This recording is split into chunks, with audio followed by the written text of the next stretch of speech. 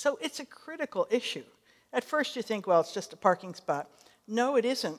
You know, we're not young. We can't just hike a mile. So we do have to address that.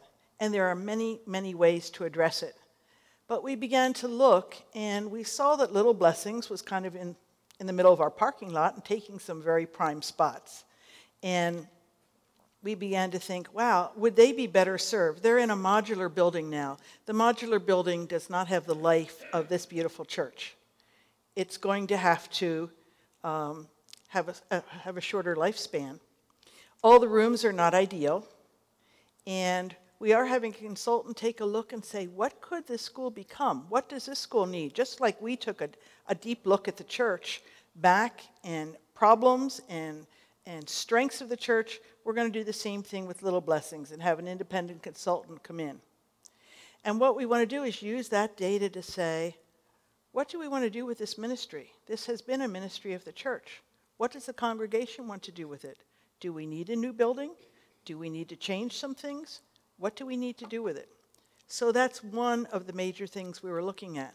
Then we, of course, as they said, our facilities here, not to have the proper conference rooms for our staff members when we're talking about some pretty critical issues. When people come in, they want pastoral care, they want to talk, they want privacy. We need that. When we have funerals here, which we have a lot of funerals here, a small intimate chapel would make all the difference for the people who are here. And it's really a wonderful ministry because people do come to our church who are not churchgoers for these funerals. And we have a chance to show them that there definitely is hope, even in death. And it's a major time of witness. So it's an important issue as well. So these were some of the things that we looked at. And then we began to say, well, if Little Blessings really doesn't need to be in the middle of the parking lot here, and we want to keep Little Blessings, where is it going to go? And we looked across the street thinking, well, maybe we could put Little Blessings over there. And we thought, oh, that area would be so perfect. Maybe we could just get the whole area. Not that easy, of course. It's a condo association, and mostly doctors own those individual buildings. And some are always for sale, but then you get one. You certainly can't have little children over there. You'd only have, so much parking. You couldn't put a chapel over there or anything else. You could use it for offices, and that would be possibly our limitation. But then what are you going to do? Keep buying year after year when something comes available, and finally you'd get 10 or 20 or something, but you'd really never get the whole thing. It could be many, many years. So that one really ended up being ruled out. Then we saw a piece of property that wasn't far from here. And I observed one day when I was going, I think, to Jacksonville Beach, I'd gone up Route 25, Teague Trail, and I'm like, what is all this traffic? I was so amazed at the traffic coming down from Ocala. And then I began to realize that the Villages has a lot of people in it. And we require lots of goods and services, lots of goods and services. And all our service providers do not live in the area. They're commuting from long distances. I talked to one lady who lives in Claremont. Quite a few people come from that area. People come from Ocala. They come from all over to provide our goods and services because there just isn't enough housing or affordable housing. As you've noticed, things around the Villages start going up because they're providing our goods and services. So this land has become much more valuable, certainly, than it was long before the Villages. So I noticed that was a really major route. And then we saw that some land was available that was really very much Teague Trail, Route 25, and it had an entrance on Griffin Road. We thought, wow, that's something to look at and think about. And I look at the land as opportunity. I just see it as possibilities and opportunity. And at this point, as Jeff said, for us to just rush this through and try to have you catch up to our 6 months of intense study of the church just doesn't seem fair. And I don't even think it's possible. So we really think more time is needed for this whole consideration. Our problem was you can't just take 3 years and say, well, we're thinking about that piece of property, and, well, maybe 3 years down the road we'll get it.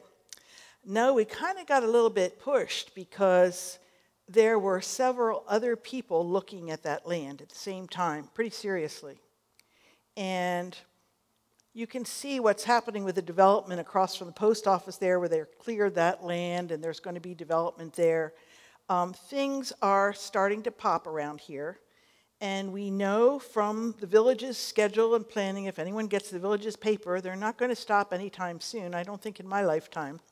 So the employment opportunities are great.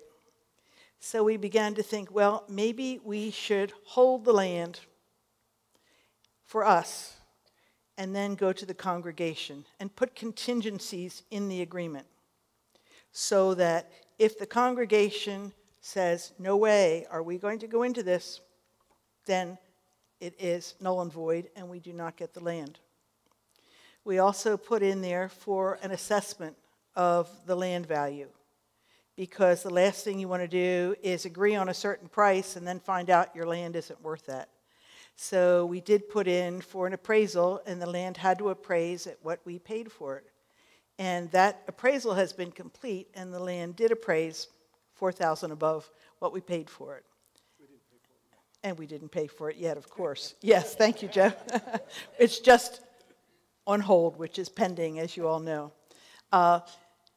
If on the 7th, the congregation decides this is not the right move, and that's why Pastor Jeff has been saying discernment, because this isn't about me, it's not about you, it's about our church, and it's about what God wants for us. God already knows the future. He already knows how he wants this church to be in the future. He already knows who are going to be our new members, what the leadership is going to look like 5 or 10 years from now. We don't know.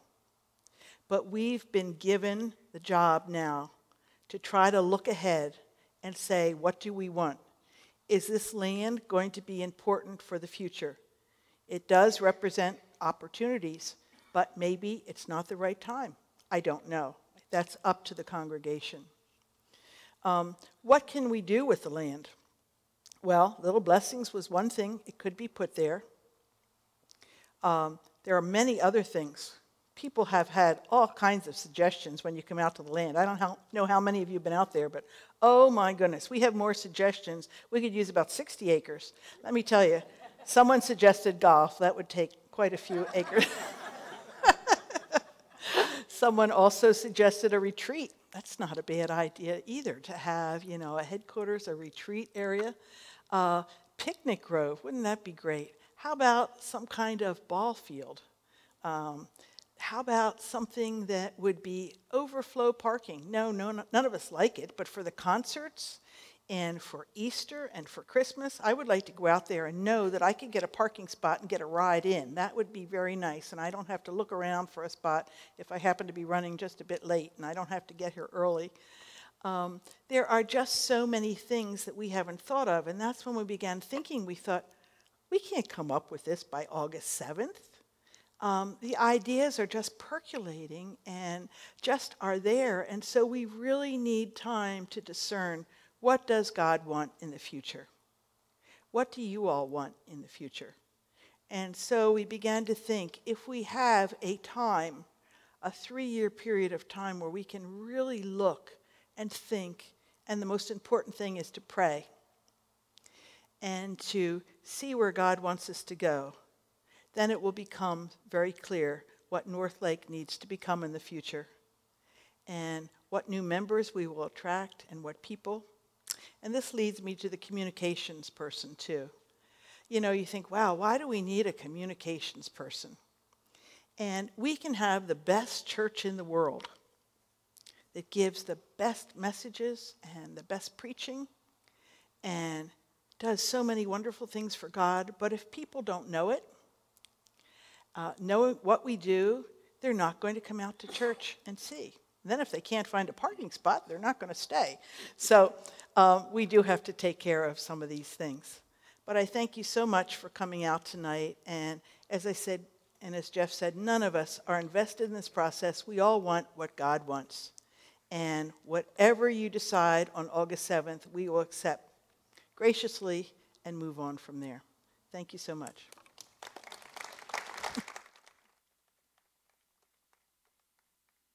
You can sense what a joy it is to be working with Dick and Dottie and the other members of the team. It's been awesome.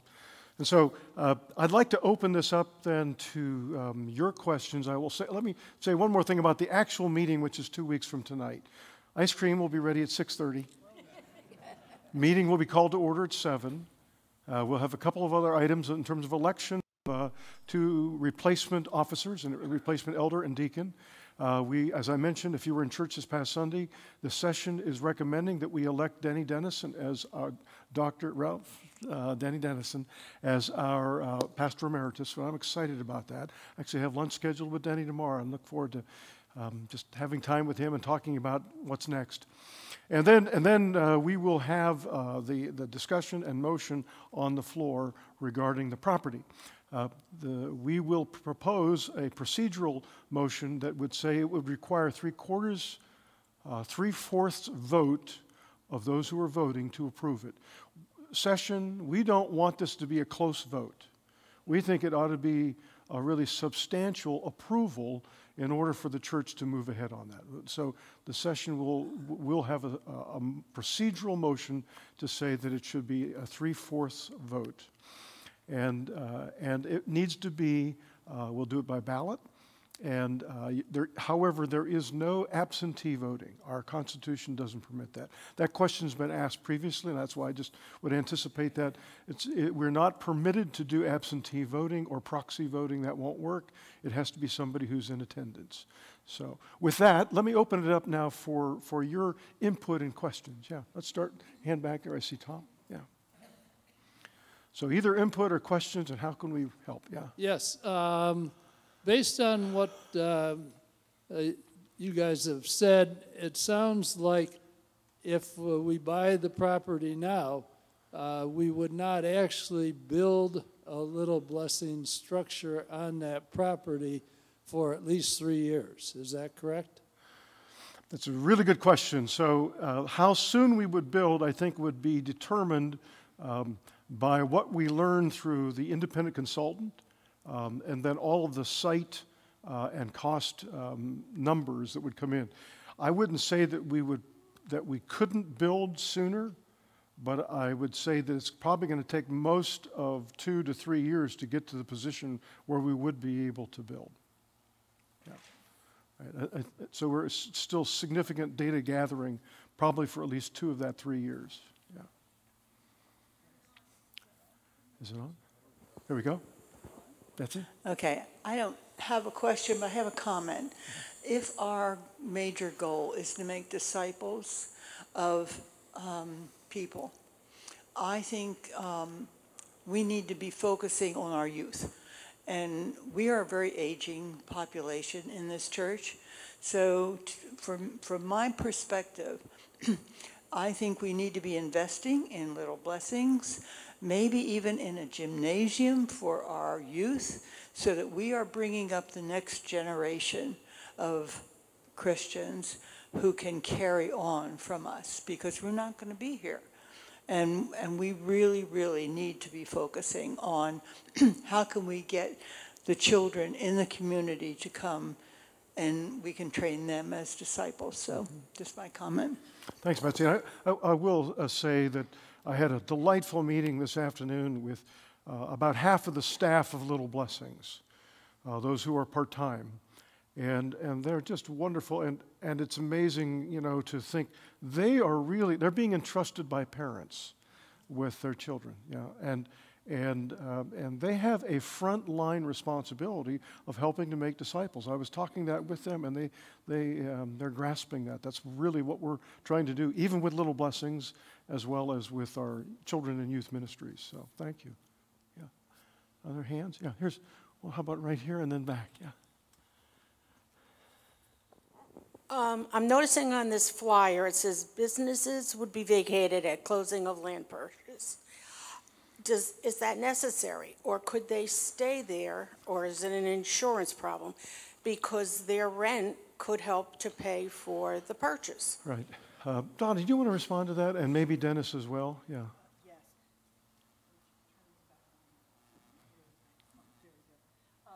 The businesses that are currently on the property, one of them is Water Wizards, Water Wizard or whatever it is, that is the owner of the property. And so they're going to move off. Then Water Wizards is the one that put the RV storage area there. So they wouldn't be So, interested. so the RV storage area would go too. So then there would effectively be no businesses on the property even to rent. I just thought it would be a good source of income. Yes. My understanding is that could also, when a church rents out a space that it owns, that space becomes taxable, is my understanding too. And so, yeah, I'm not sure we necessarily, in some cases it might be worth looking at, but it's a tricky business. So that's a great question, and it's one that I know has been asked by several. And if there is some way for us to get an answer that would be some way for us to do favorably some business on there for a couple of years, we could explore that, but we don't see that right now. Yeah. I'm Sam Townsend. Kenner and I have been attending here regularly since February, so we moved into the villages. I'd like to piggyback on the comments that have already been made. We get a great response on the surveys, but I noticed that 97% of them were older than 55.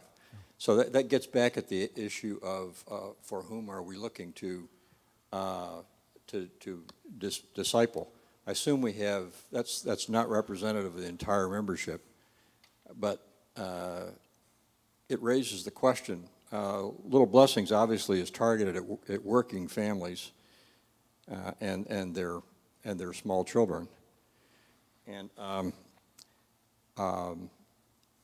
the critical problem we have with parking, of course, really puts some time constraints.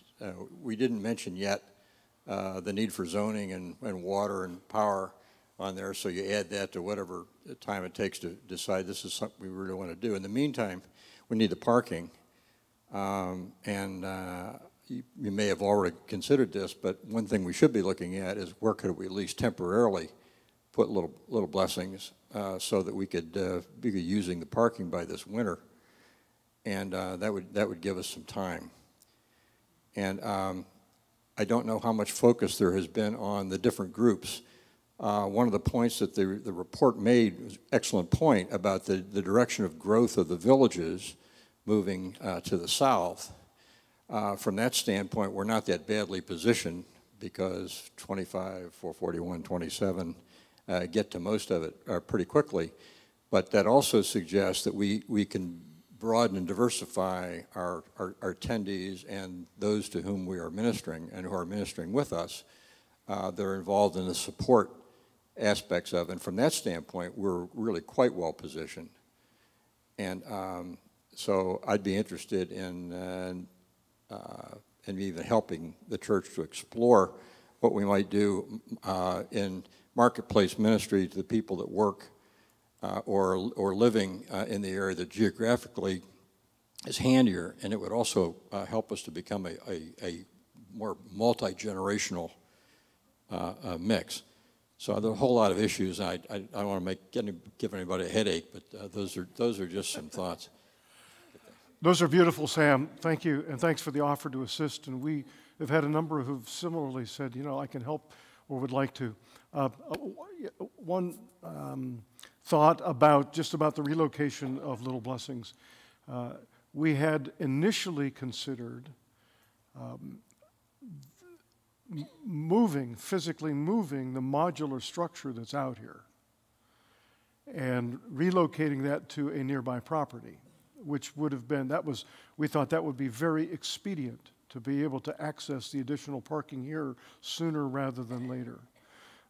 By the time you looked at the cost of that, you'd say we probably want to just invest in new construction versus paying to move that when it still has a limited life, and that life might even be shortened in the process of moving it. But those are some things we are looking at, yeah. Short-term rental, yeah. Okay, yeah. Okay, in the back? I'm Fred Eekhoff. I have a question about Little Blessings. Are that group self-sufficient I don't know very little about their finances. Do they, well, anyway, are they self-sufficient now with their income and their expense? You know, Dennis is here, and he's our church administrator, so let me ask Dennis to respond to that. He's well positioned as anybody to respond. And while he's coming to the mic, I will say we've just had a group working on the finances of Little Blessings over the last year, because we did have a tougher year in 2017, and I'll let Dennis speak to that. Dennis? Right now, Little Blessings is very close to a break even. That does not include any allocations for services that we provide from the church, which is true with any of our big three. If we can identify an expense specifically to them, then we do charge it there. But for like payroll expenses, we do all their payroll, and there's no allocation for that type of a thing. But they're at a break even right now. Okay. Last year was a hard year for them. They lost revenue because of Irma. The hurricane shut down the school for more than a week, and so they lost revenue during that time because they were not able to, charge the tuition. So I saw another. Yeah. Carol? Carol Potter. My question is kind of twofold. One, we talk about the price of the property, but there's going to be a lot of other costs that are going to have to be presented to the congregation with selling and things. My concern is this. This church has worked. I've been a member since around 2002.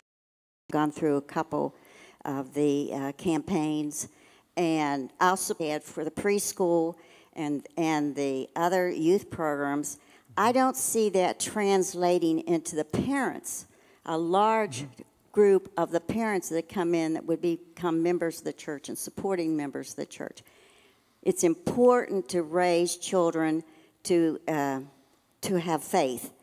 I'm wondering whether we ought to be in a consortium of churches that would work together for a faith-based preschool. I don't know the difference, the changes have been made between child care and preschool, how that relates to anything we're talking about, because it's been child care. Does that mean we're not going to have kids below a certain age? I think that we need to know that too. But we have spent a lot of money and a lot of time and have had wonderful youth leaders, have had wonderful programs, and I look about and I don't see the parents of those young people. And I'm wondering, maybe this isn't the way God's leading us, because I think there are also a lot of unchurched senior citizens, unchurched parents in other organizations, or parents with their children grown. I have real concerns about that and what the overall cost. I also have concerns about the property being as far away even as it is. I understand that we could sell it for more than we would pay for it, but I think there's a lot of consultant fees, a lot of construction fees, a lot of other fees. I want to know how that's going to be figured in, because I think so many of us are on limited income. We just can't keep going back to the well sometimes. So you've made a number of great observations, which I think we have heard and will want to respond to. I'm not going to try to respond to all of those now. I will say that one of the keys for thinking the future is exactly what you have pinpointed, and that is, what's the role, the mission of Little Blessings for the future? And I'll tell you, just this past Sunday, a gentleman was here, and we'd exchanged emails, and he's been worshiping with us for about 3 months. His first name is Chris. He introduced me to his daughter, Sophie. Why is he here?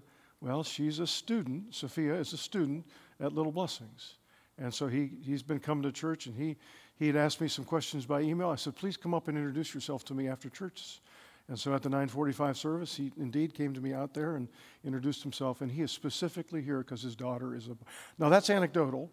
That's, we're not seeing huge numbers, and so we understand that. One of the things that the BBT says in the report is we still believe that the key demographic for North Lake is our ministry with those who are coming here to retire.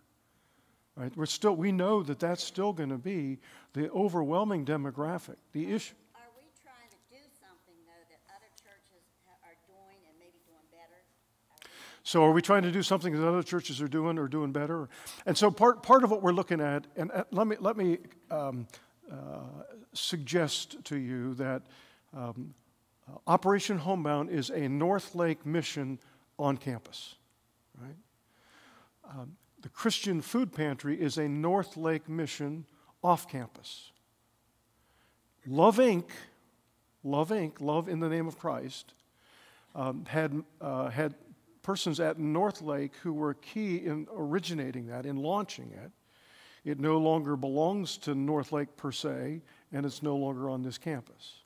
And so one of the possibilities for the future would be to say, well, maybe that's the same future for Little Blessings, is that maybe there's a launch for Little Blessings to become bigger than North Lake and to incorporate other churches and other parts of the Christian community here, and it relocates with support of other congregations.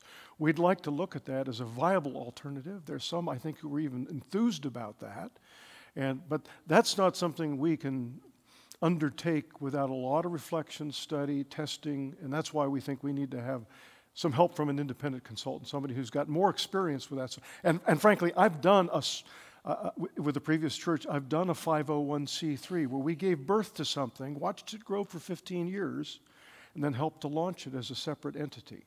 And it's exciting. There's something good about that. But that's what we don't know that right now, if that's feasible, and that's what we have to look at. Yes, so Linda Brown has done a fantastic job in the 20 years that she's been director, right? And she's probably getting close to retirement. And Linda was in the meeting today, and I met with her yesterday morning as well. And so we are looking at what's the succession plan. I say LB equals LB. Linda Brown equals Little Blessings. Little Blessings has not existed without Linda, right? So we have to be very intentional about how that transition goes and looking, and that's another reason. We can't just ask Linda to figure out this. We have to be helping as an organization to figure this out, and that's what we're trying to do. Yeah, great points. Thank you. Can I ask one other thing about the... You got the microphone. Go ahead. What is the difference as far as the workings of the preschool going from child care to preschool? Right. I'm looking around to see, Dottie, would you want to respond? You'd probably be in a better position. Dottie's an educator, and she's also our elder for discipleship.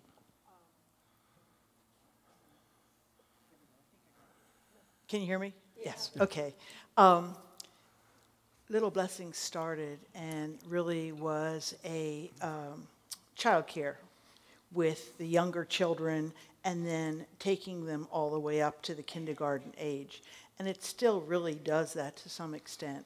And there are programs that are state funded as you get closer to the kindergarten age, and lots of paperwork and things like that. And what we really wanted to do was take a look and make sure people knew that this is a Christian school. We want to make sure that our curriculum, I don't know about you, but I remember those Bible stories and the flannel graph boards and the Bible verses and the Bible drills. And, you know, they have stuck with me all my life. And we want to make sure that if North Lake has its hands in this, that everything at that child care or preschool is Christian, and that the parents know it coming in, that this is going to be our curriculum, and we make it very clear to them. So the preschool could be, we don't know. Right now, the ages are still quite, you know, from very young, in diapers, all the way up to kindergarten age. But we are hiring a consultant to take a look at that and say, how should we be serving these children? Would it be better if we just took 3- and 4-year-olds and consolidated our curriculum? And is that better use of our rooms and our teachers and things like that than spreading them out in that particular school? What should the curriculum look like, et cetera? So those are all questions we're trying to answer. But we really want to make sure it's a preschool. It's a school for learning. We're going to learn what we need to learn, but we're going to learn it through a Christian curriculum. So you're We don't know. We don't know at this point. We do. But that will be the consultant. Well, we have like 1 to 2s. And yeah. No, we don't have the little infants, but we do have the younger ones. But that will be up to the consultants to make some recommendations for the best use of the classrooms and the teachers that we have for the future of the school. Okay, good, thanks. I see a hand back there. All right. Hi, excuse me, Jenny Dever. Thank you to BBT for all of your work, first of all, and an outstanding presentation. My concern, I think, is the date of August 7th and the amount of people, snowbirds, amount of vacations. There's no perfect date, I understand that, but was there a reason that it is August 7th? Feel free to say more if you want, Dottie, but the key was to operate within a certain length of time beyond the execution of the sales agreement. Because if North Lake doesn't want or act upon this, the seller of the property doesn't want to keep it tied up indefinitely. So for them, it's basically 60 days beyond the initial sales agreement. And so that's the constraint we've been working with, is we'd love to take lots of time to figure it out. But in order to have the opportunity, we have to respect the fact that they want to sell the property. So, yeah, Bob, go ahead. Bob Robinaugh. Question, at the time of the vote, if it was voted negatively down, what happens Hold that up a little tighter. What happens to the vote or the idea of the chapel? Right. Oh, that's great. Great question. There are certain things. So Bob's asked, what happens to the chapel or other components of a thinking about the future? So regardless of what happens on the property decision, we know there are other things that we want to address. And so we actually are thinking several different tracks. If this, then that. If this, then that. And regardless of how the vote goes, we have to be thinking about what's the future for Little Blessings, what's the future for these aspects of the property here that we want to improve, including the chapel. So that won't go away.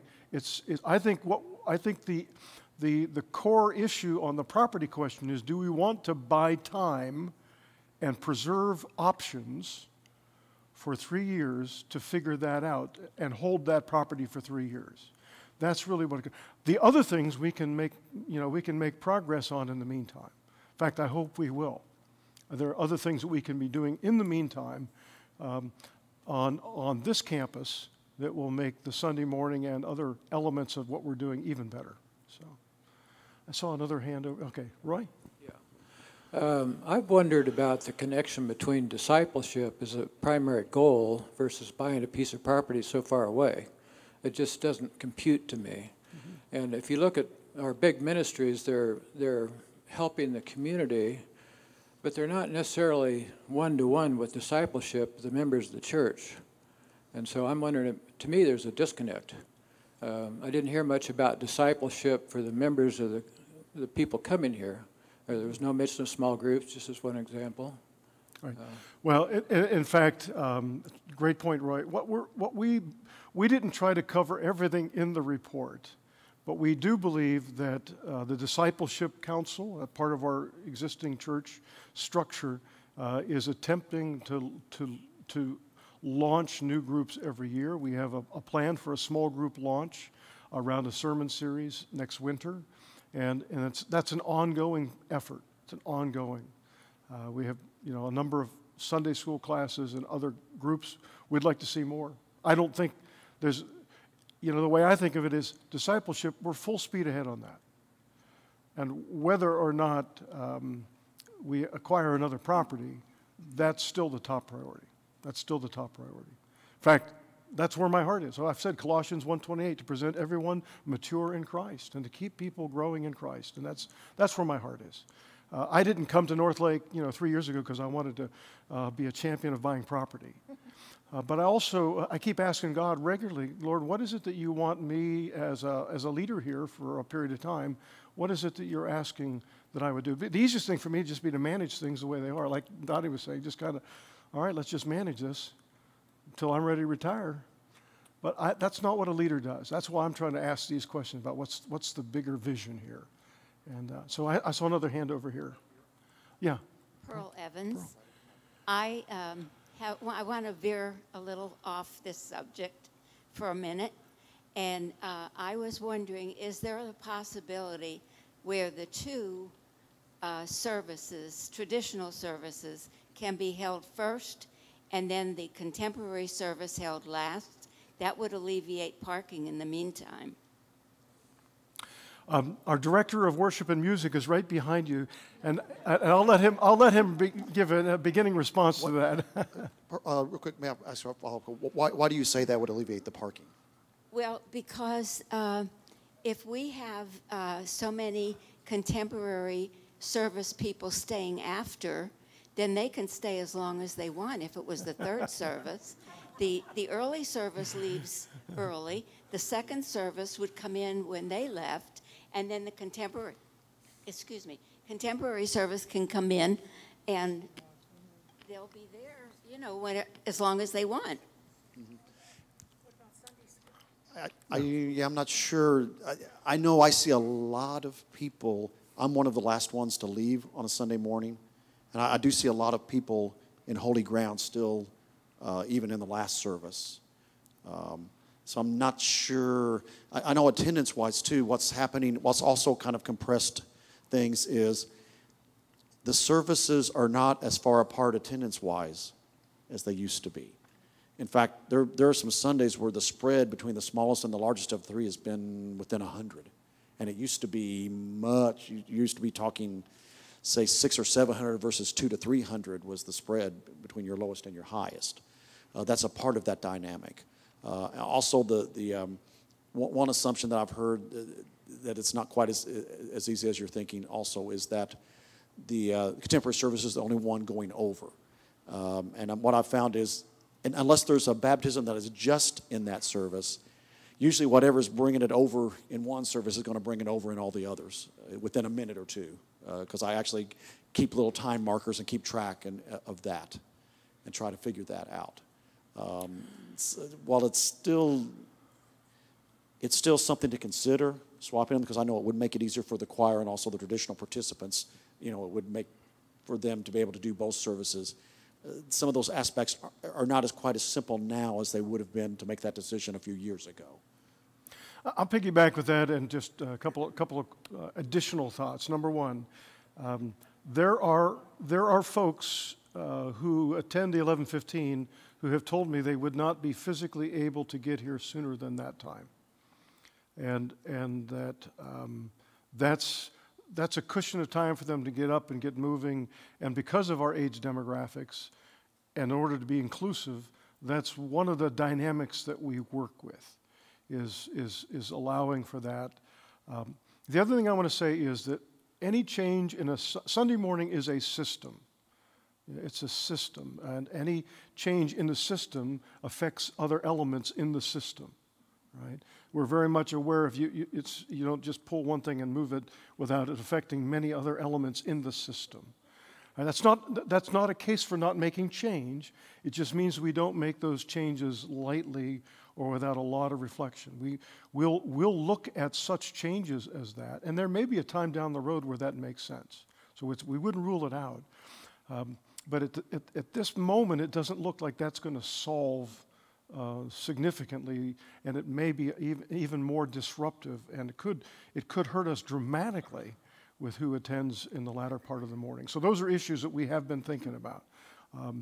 And I have some sympathy for your posing of that. I have some sympathy for that. I know what it's like to change a Sunday morning schedule. Okay. Somebody else had a hand up. Yeah. Here, I get the mic, so I okay. guess. Yeah. Ed Yuska. You want to purchase the condo over there. Is that going to be all part of the deal, or is it going to be you're going to keep it separate? That's a great question, Ed. Thank you. For the moment, we have, I would say, tabled, or we are postponing consideration of that. It's in the mix of options. That would solve some of the problems you're having over here. It would solve a little bit of the office problem. Right. And so we haven't discarded that option. But I would also say that, again, there's almost always an option for property in one of the condos over here, almost continuously. So we didn't feel there's the same degree of urgency as there is on the property that is available this year. So we just felt like we've got to focus and think well about this one and know that this is probably a back pocket option for us at some point if we want that. Yeah. So. Yes, my name is Dwayne Swanberg. I've been a member here since 1995. Wave your, oh, there we go, Dwayne. Yeah, thank you, thanks, yeah. And regarding parking, I know the Lutheran Church has a Saturday night service that is well attended.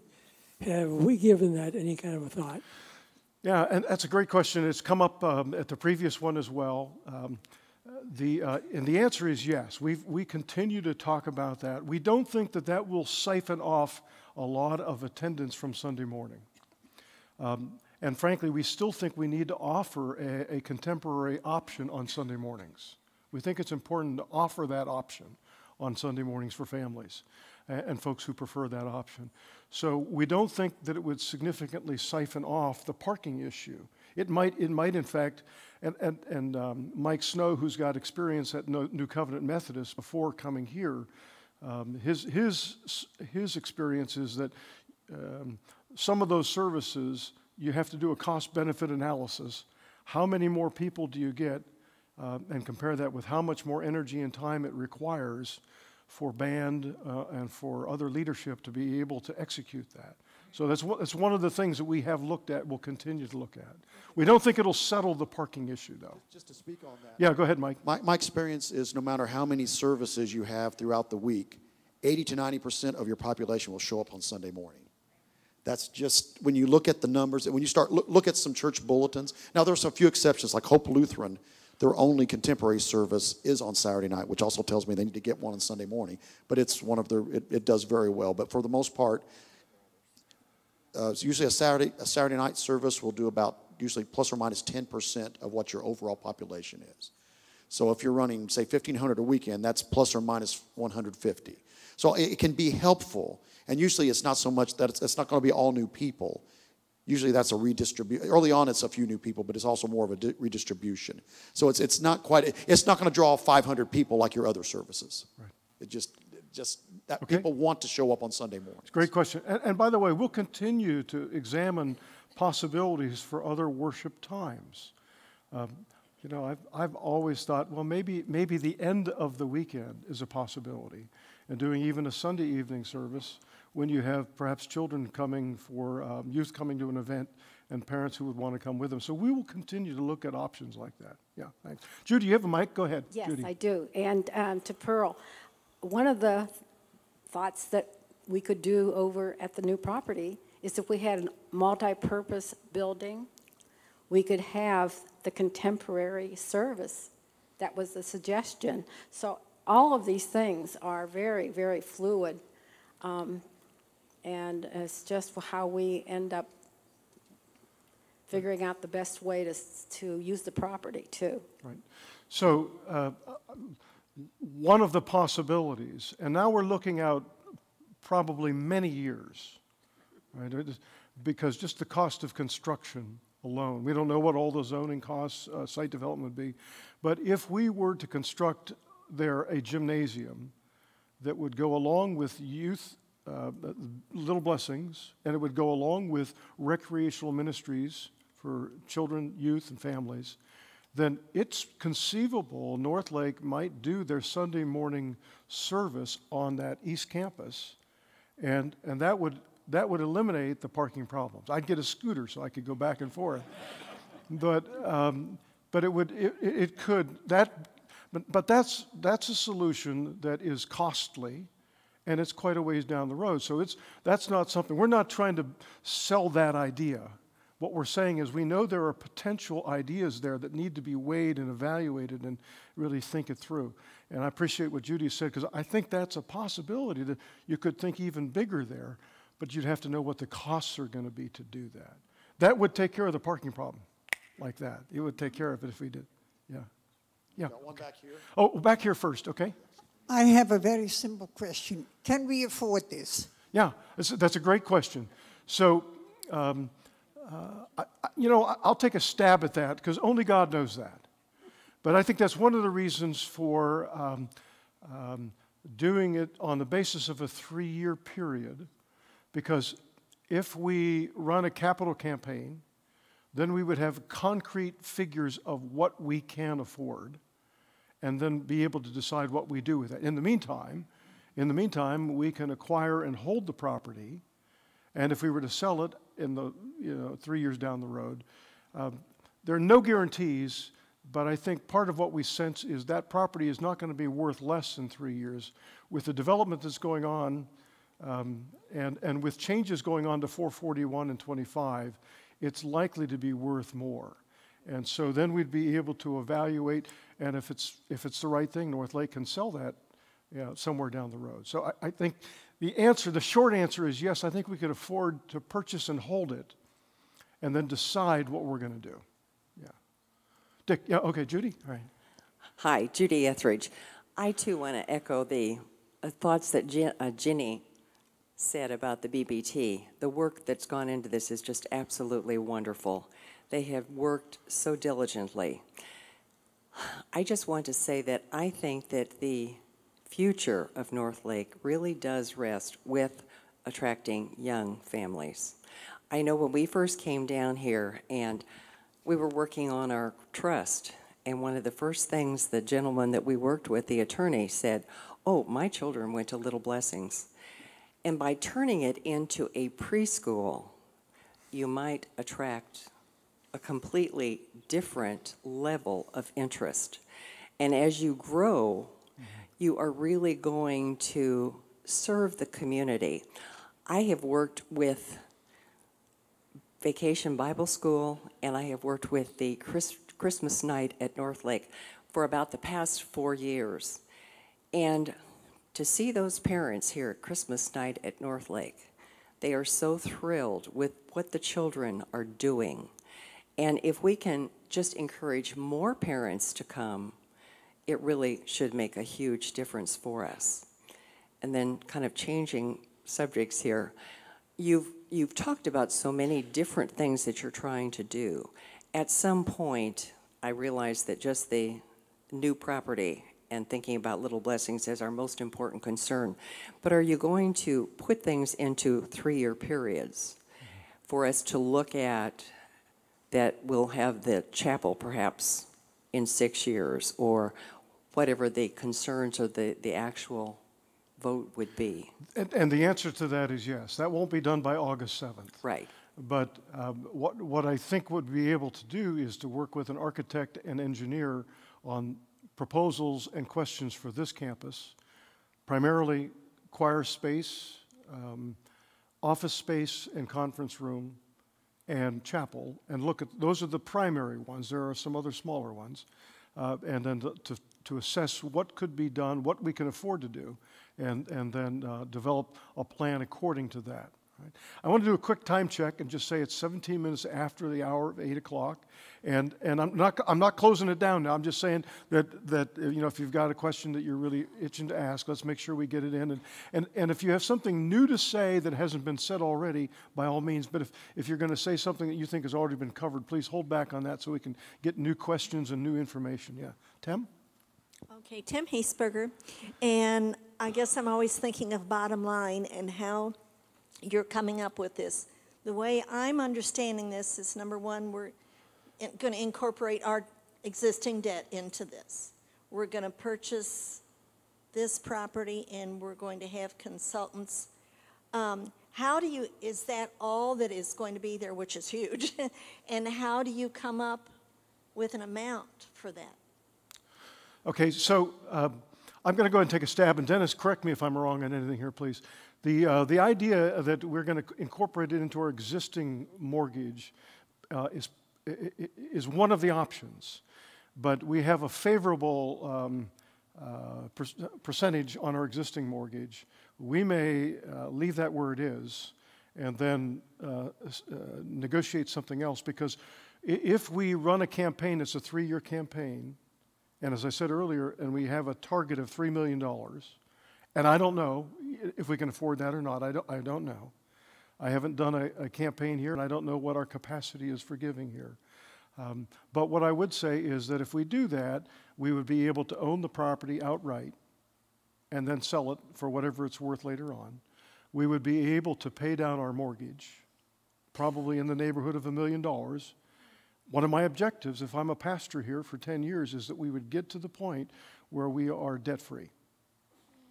That's one of the objectives, is to have us get to that point, but you know, again, God knows. So I'd say $1 million to try to own and hold the property and then own it. $1 million to pay down the debt from 2.8 to 1.8 of our existing mortgage, and then $1 million or so, because these are rough numbers right now, but for improvements on this campus. And we think that is something that is in the realm of possibility. Okay? I have heard, and this is why you need to ask questions to the right people, that we had no debt because we had pledged way back when, what was it called then? Burl. And pledged, you know, for a period of time. And when that pledge ran out, that it was paid for. One of my first questions when I was being asked to consider coming to North Lake had to do with, okay, what's the staff organizational chart? What's the budget? What's the debt? You know, and so forth. They're trying to get some data. And yes, North Lake has a current debt of $2.8 million. Our annual budget includes payments on that equal to $250,000.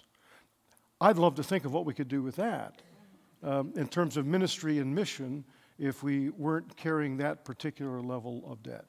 And one of the things that is fairly clear, I'm not totally against debt.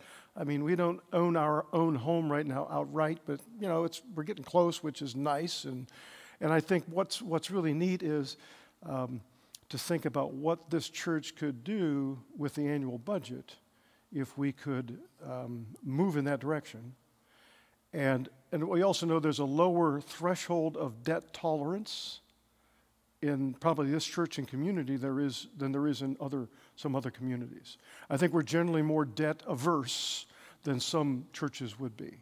That's okay. That's part of what we need to hear, and that's a part of our discernment. That's what we're trying to hear and listen to. So how do we know if we can afford it? Well, I think we don't know until we run a campaign. Yeah, I don't think we really know. Get back to the great question. I don't think we do know until we run a campaign and see.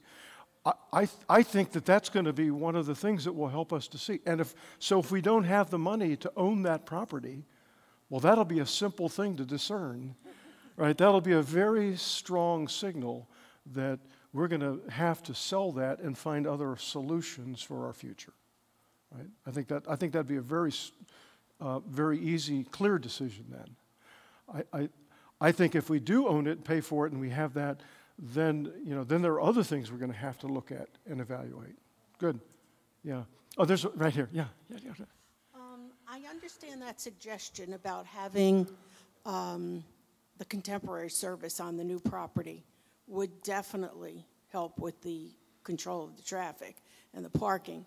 However, I think it would really, really do something with destroying or at least tampering with the community of the church, because I go to the contemporary service and I know so many people in both of the other services. And before and after those services, I enjoy, seeing my friends. There's so many people here in this room tonight that do not go to the contemporary service, but I enjoy visiting with before and after.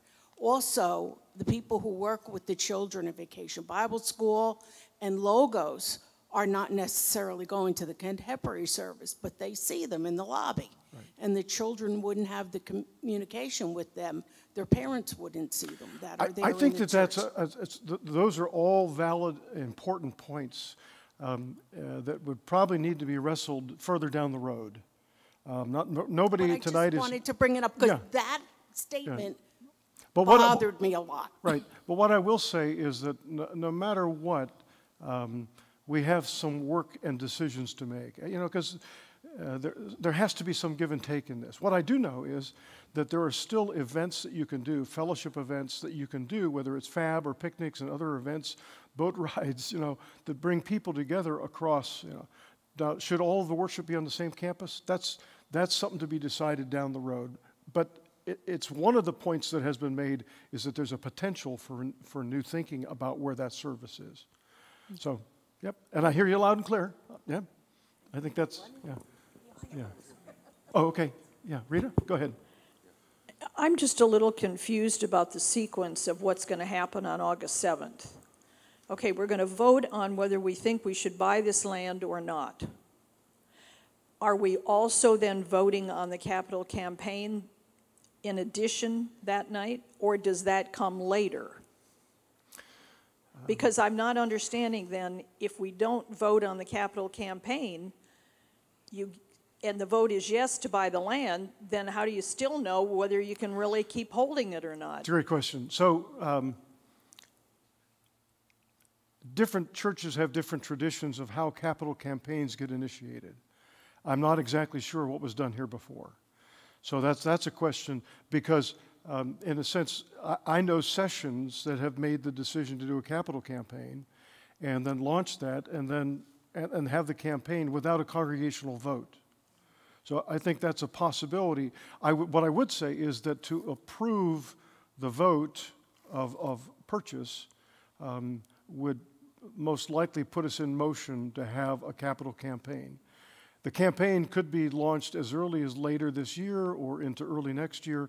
If we felt that we had to have congregational approval of a capital campaign, that might not occur until the February regular meeting, and then the campaign would happen after that.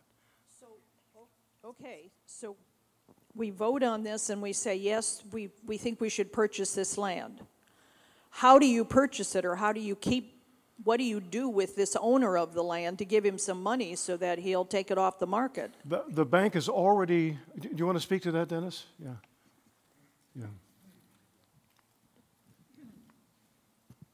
Yeah.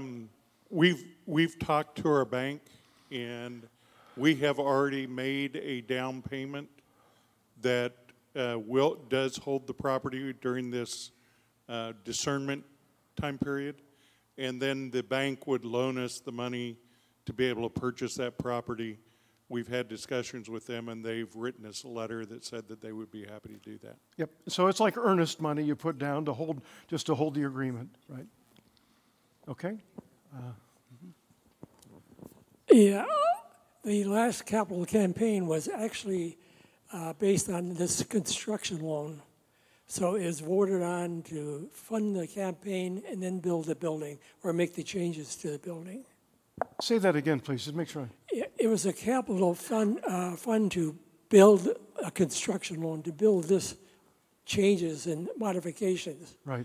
So it was actually, we met in the chancel back there, and it was voted that we would make the campaign, but the campaign funds were for the modification of the building. Okay, good. That's helpful. Thank you. That's helpful. And I think that's, we want to learn from what worked before and use that, or, design what's going to be the best way forward. So, yeah. What? There's a mic back here with Judy. Yeah. What is the price of that property that we're going to be holding for 3 years? I think what I'm able to say, and I wish I could tell you the sales agreement, I'm understanding that because they need to keep that private, in case we don't approve it, then there is no public knowledge of what has been pre-agreed. That gives them freedom to negotiate fresh with somebody else. But what we can say is it is below their listing price, it's below the appraisal, and I would say that it compares very favorably with other listings that are in the vicinity. Oh, okay. So the listing price was $950,000, right? And so it's below that. It's below what it was appraised for. And we've looked at other comparable properties, and we think it compares very favorably. So, yeah. Yeah. Right. I have one question. I think we all need a good business plan for the future. Yeah. So the big brothers, how you call it, the big boys, have another job on their hands. Yes, you're right. We understand that. To conclude the work of the BBT prior to the summer and to get that to the session, it meant we had to get it so far, but we know there's a lot more. That's really what we're saying. The 3 years is an opportunity to develop that. We've actually had some folks who said they'd be glad to help with that. Some with engineering, civil engineering backgrounds, some people who really feel like they've got experience to assist with that. There's another hand over here. Yeah, right. Yeah. I have just a couple of comments. Many of you. Can we get this mic on here? Oh, okay.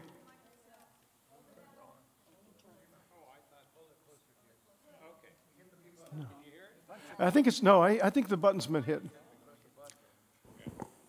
Oh, there we go. There we go. How about that? The mute button was on, I thought was on. All right, a lot of the comments that I might have made have been made, and I'll try to accept those and move on. A couple of comments, I had a bit of deja vu because I too was here with the borough, and we went through a two-step process and decided to get into debt after we were pretty well through the campaign, as I recall. I do remember somebody saying their vision was that we would have it paid off, which might be the source of the misunderstanding earlier. And as you point out, we've only just serviced the debt. Anyway, it would be helpful to me in making a vote later if we had a pro forma cash flow that tried to address some of the issues, starting, for example, with, as you acknowledge, and I'm aware of our 2017 issue, where we were limited and had to cut back.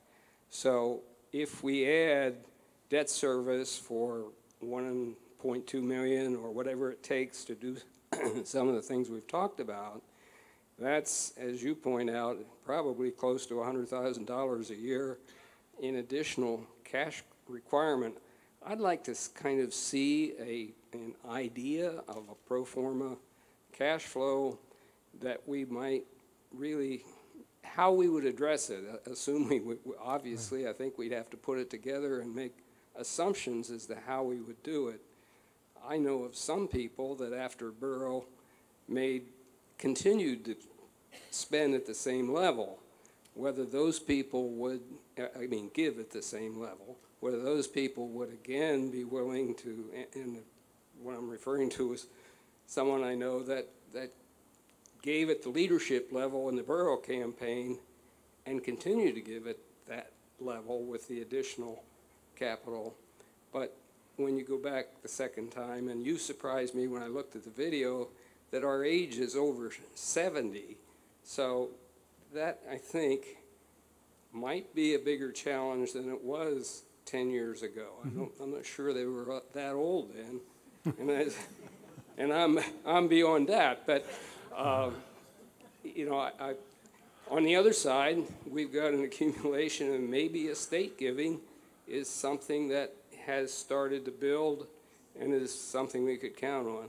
Anyway, Dennis, if you could maybe put something like that together that would I hear that request. that. I think it dovetails with what's been said, and you know, my wife would share with you that I make very few decisions without lots of data, and also trying to really think through the implications. That's why I don't think we could make any quality decision on August 7 just to proceed with a buy and build plan. I think we're buying time to do what you're asking us to do. And that may still not be sufficient motivation for a vote yes on this. But I think it's the only basis on which the session could ask us, and that I could recommend that we try this and give us time to develop that. I think that's what it would hinge on, that, being able to do that. And I hear you saying that even knowing how we handle the 2019 and 2020 and 2021 budgets is going to be a key part of thinking that through. And I do believe that we can take a solid look at that and do some projections there. Yeah, that's very good point. Can I say two more? All right, there's two more. Last two. Yeah.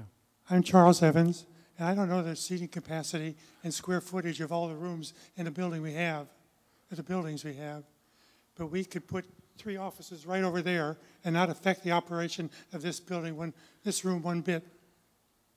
And we could move the choir room back to one of those big rooms back that seats 300 or 400 people. And we could move the library over there also.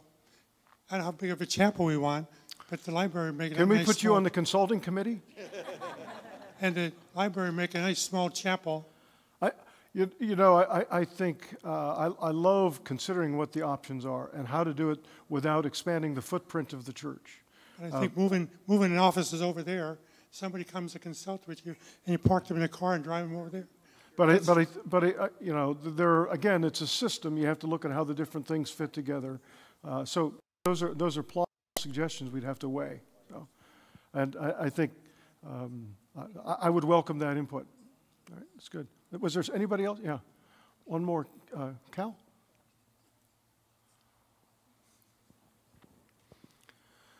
Yeah, Cal McNeely. I haven't heard it mentioned yet, but what's our average attendance for each service?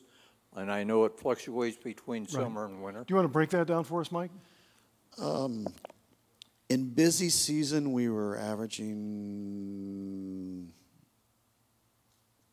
I want to say mid to high 500s over there, 450 to 500 here, and about 450 to 500 in the first service. Overall for the year, I think we're on target to average about 1,300 again, maybe just a little below that for the entire year. So busy season overall average is probably about 1,500, 15 to 16, and fluctuates kind of up in there as far as that. Okay. All right. I am so grateful for your time and the spirit of the questions, the engagement. It's really wonderful that you would give us this hour and a half and plus your travel time to get here. And as you have other ideas or suggestions, please feel free to shoot those to us by email or pull aside somebody who's on the BBT. If you want to communicate with me, I'll welcome that. But we're continuing to try to assess what's right, and I believe this is something that I wish I had everything all baked and clear, but I don't. And so there's a vulnerability about that. We just don't have all of those answers yet. That's where we are. And but I'm comfortable asking the questions with you. I am comfortable, developing and asking those questions with you. Let's pray. God of grace and glory, thank you for this time. Thank you for your love that we feel, we experience, we express through Jesus Christ. Lord, if nothing else is accomplished in and through us, we pray that you will have your way in our hearts and draw us to yourself forever. Our hearts are restless until they rest in you. But we pray that much more will happen through us, that we'll reach and engage others, welcome others to church, bless others who venture here, and that we can think boldly even about what the future holds and how do we live into that. We want that boldness with wisdom, so we're asking for your guidance. Lord, humbly we ask for your guidance, and speak to us and through the voices of all in this church. Thank you. We praise you in Jesus' name. Amen. Amen. Thanks, folks. Thank you.